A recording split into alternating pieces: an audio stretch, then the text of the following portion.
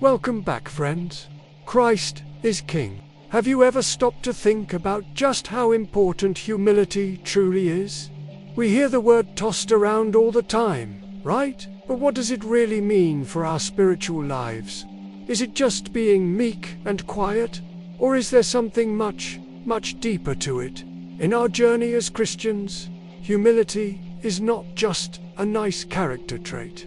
It's the very foundation of our relationship with God. To help us understand this, I want to introduce you to a saint I hold in very high regard.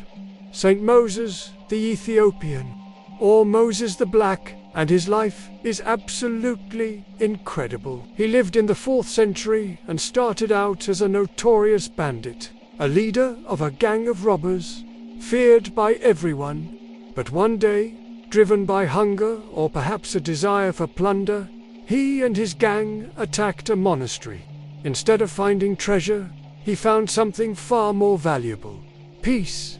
He was so completely overwhelmed by the tranquility and the love he witnessed from the monks that it shattered his old life. He repented right there, and remarkably, his entire band of robbers was so moved that they also repented and became monks alongside him. Saint Moses embraced his new life with incredible zeal. He was eventually ordained a priest and became a spiritual father to a community of 75 monks.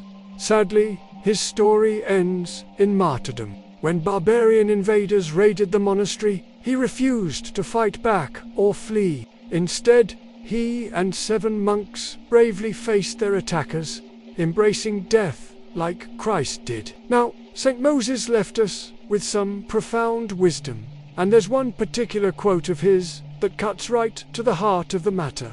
He said, "You fast, but Satan does not eat. You labor fervently, but Satan never sleeps.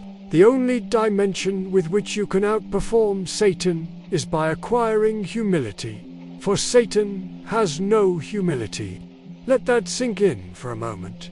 What is Saint Moses telling us?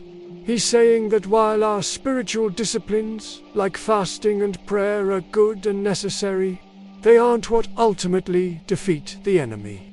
Satan can outperform us in any physical or ascetic feat. He doesn't eat, he never sleeps, he is tirelessly evil. Trying to beat him at his own game of endurance is a losing battle.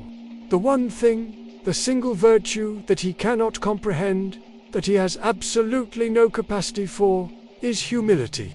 Pride is the very essence of Satan, his original sin. Therefore, humility is our unique and most powerful weapon against him. It is the spiritual ground where he has no footing. This shows us that true spiritual growth isn't about what we can achieve through our own strength or effort. It's about cultivating an inner disposition, a sincere humility before God and our neighbor. Thank you for listening, and may God bless you.